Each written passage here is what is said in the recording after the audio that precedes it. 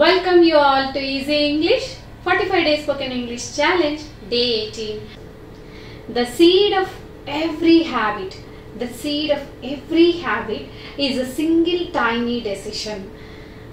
కదా అంటే మనం తీసుకున్న నిర్ణయాలే మనమేంటో సమాజంలో మనకంటూ ఒక గుర్తింపును తీసుకొస్తాయి.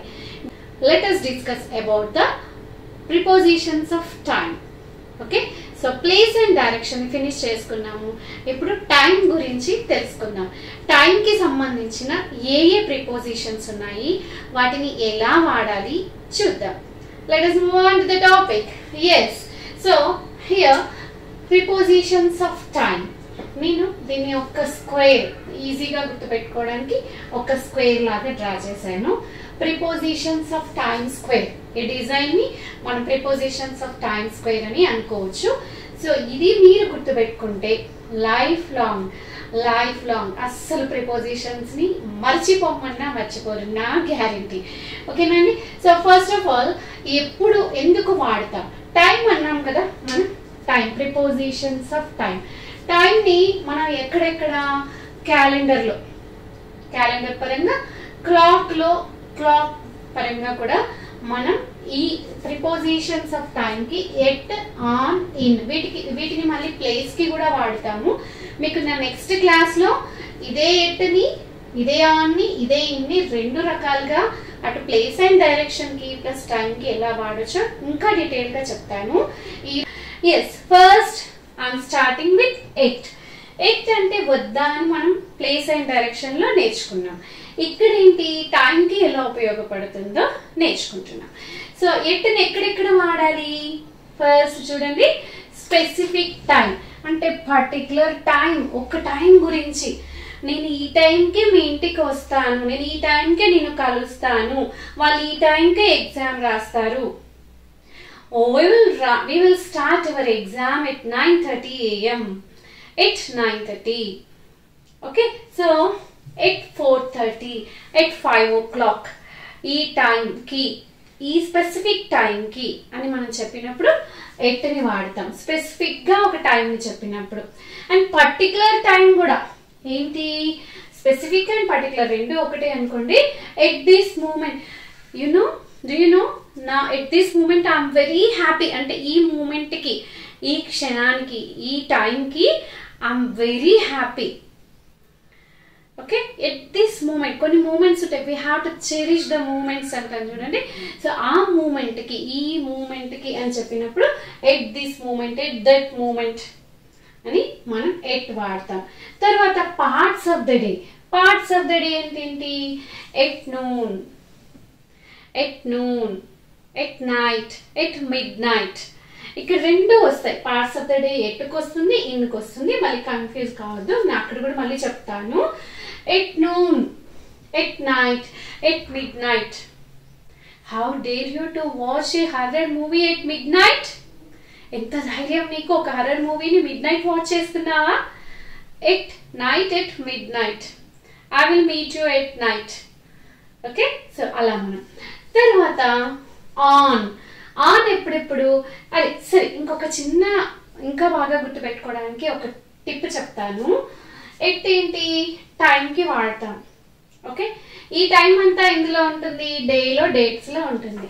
ఒక డేకి తీసుకుంటే, డేని డివైడ్ చేసుకుంటే మనం time, hours, parts of the day అని చెప్పుకున్నాం కదా. డేస్, డేట్స్ అని ఎందులో ఉంటాయి, వారాల్లో ఉంటాయి, మంత్స్ లో ఉంటాయి, ఇయర్స్ లో ఉంటాయి, పెరుగుతూ పోతుంది అన్నమాట. ఇక్కడ మినిట్స్ లాగా చూసుకున్నాం, అవర్స్ లాగా చూసుకున్నాం అనుకుంటే ఇక్కడ డేస్, ఇక్కడ మిగతా weeks, months, years, decades, centuries, seasons, కాలాలు, time, tenses, seasons, tenses and parts of the day. ఇక్కడ మళ్ళీ parts of the day at noon, at night, at mid night కి మాత్రం ఎట్ వాడితే మళ్ళీ ఇక్కడ నేను చెప్తాను in the morning, in the afternoon, in the evening అని చెప్పేసి మనం వాడతాం. సో డేస్ కి, డేట్స్ కి, స్పెసిఫిక్ డేస్ కి ఇంకా బండ గుర్తు పెట్టుకోవాలి మీరు అంతే. చాలా కాంపిటేటివ్ ఎగ్జామ్స్ కి కూడా చాలా అవసరమైన కాన్సెప్ట్ ఇది. సో డిఎస్సి కావచ్చు, టెట్ కావచ్చు, బ్యాంక్ ఎగ్జామ్స్ కి కావచ్చు, మీకు పోలీస్ డిపార్ట్మెంట్ ఎగ్జామ్స్ కావచ్చు, దేనికైనా కూడా ఇది చాలా ఇంపార్టెంట్ అండ్ చాలా కన్ఫ్యూజింగ్ టాపిక్ అన్నమాట. ఓకేనా. ఎస్, ఇక్కడ days and dates. On Monday, they will meet you on Monday. నేను కలుస్తారు, మండే రోజున వాళ్ళు కలుస్తారు. On we got married on 19th March. Hey, I will give you party on my birthday. Okay, ఇలా మనం డేట్స్ కి specific dates కి on use చేస్తాం. ఇన్ ఎప్పుడు చెప్తాము?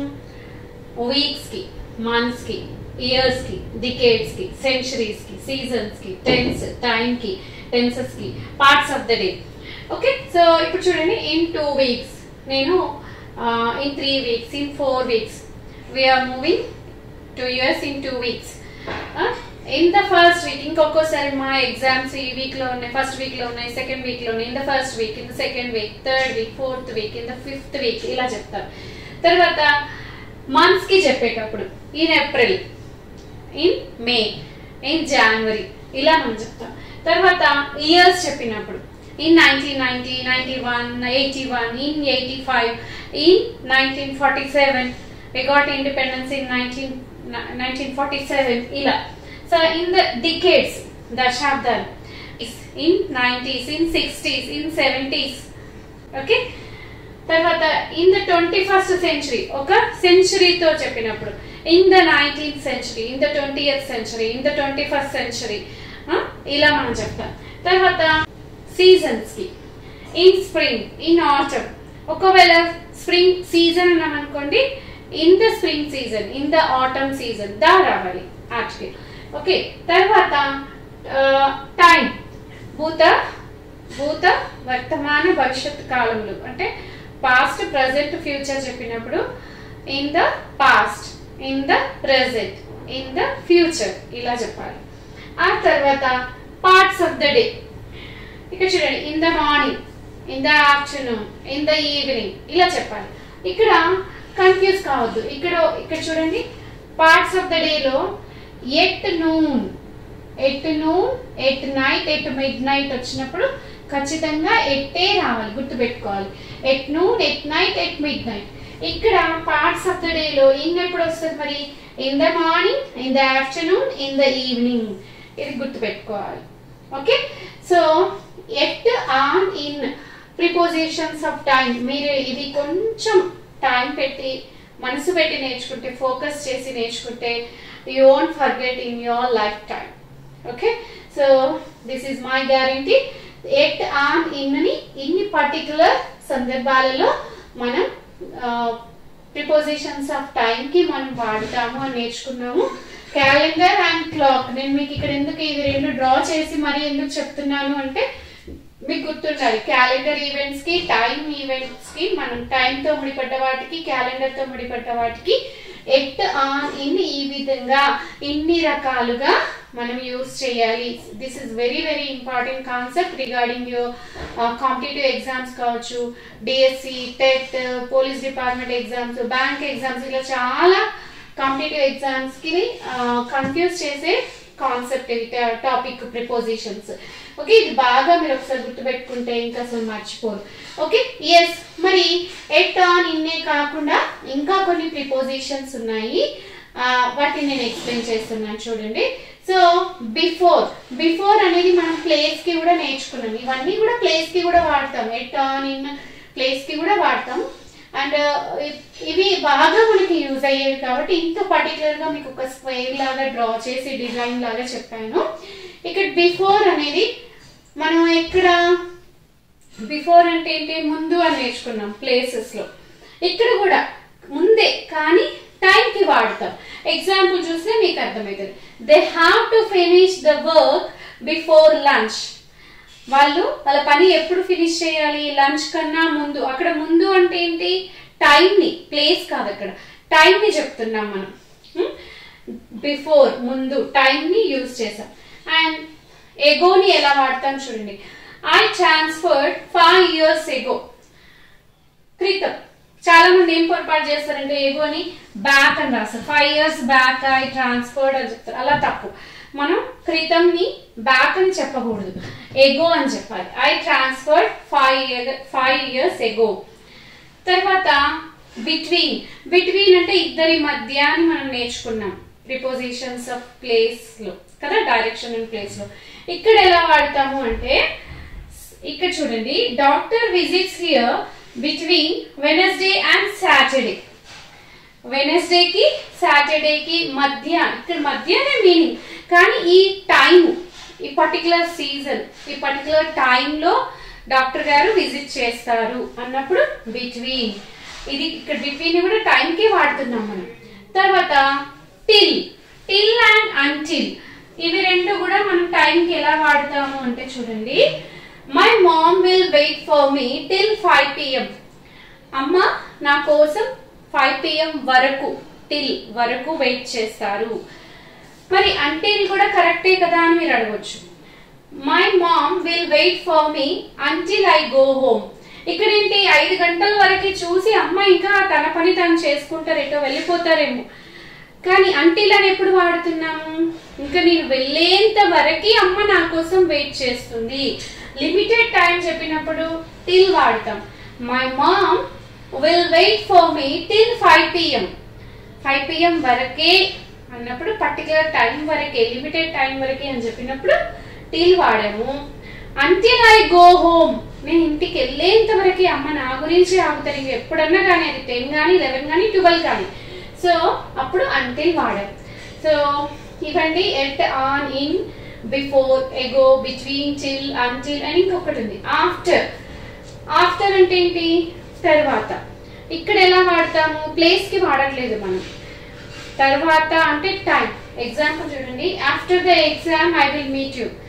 ఎప్పుడు కలుస్తావు నన్ను, మరి నువ్వు, మా ఫ్రెండ్ నన్ను అడిగాడు, hey after the exam I will come and meet you, don't worry యార్, I will meet you after my exam. అంటే తర్వాత.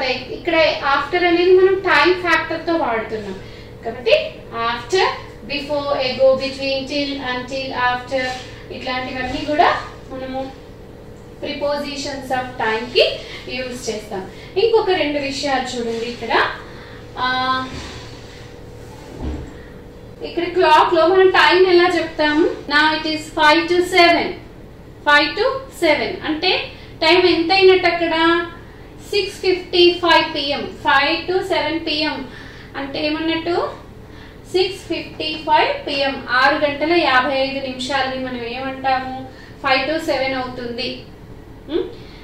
10 to 6 అన్నాం అనుకోండి, అంటే ఎంత అన్నట్టు, 10 to 6, 5:50 అవుతుంది, 5:50 అవుతుంది. 10 to 6 ని 5:50 అని కూడా మనం చెప్తాం. 5 to అనేది ఇలా వాడతాం. ఇది ముందు 6:55, 5 to 7 అంటే ముందుకు 5 to 7, 10 to 6, 10 to 7 ఇలా చెప్తాం. తర్వాతకి ఎలా చెప్తాము, 7:30 PM అవుతుంది అని మనం టైం చెప్పాం. అంటే ఏమన్నట్టు, 7:30 తర్వాతకి, 1/2 అంటే తర్వాత, 7 తర్వాత ఎంత అయింది, హాఫ్ అంటే ఏంటి, 30 minutes. 20 minutes past 7 అన్నాం అనుకోండి, అంటే ఏంటి, 7:20 అయ్యింది. 15 minutes past 6 అంటే 6:15 అయ్యింది అని అర్థం. సో ఒకసారి నేను మీకు దగ్గరగా చూపిస్తాను, స్క్రీన్ షాట్ తీసుకోండి. Dear friends, this is all about the part 2 prepositions of time. Yes, so ఎన్ని రకాలుగా వాడచ్చు, ఎలా వాడచ్చు అనేది కన్ఫ్యూజన్ లేకుండా చెప్పే ప్రయత్నం నేను చేశాను. I hope you all understood the lesson and please do watch the previous video also, part 1 prepositions of place and direction, and part 2 tomorrow. Part 3 is also there. నేను కంప్లీట్ గా ఒక మంచి పిక్చర్ ఇచ్చే ప్రయత్నం చేస్తాను. I hope you all are watching my videos. Do subscribe my channel and share with your loved ones. Thank you one and all.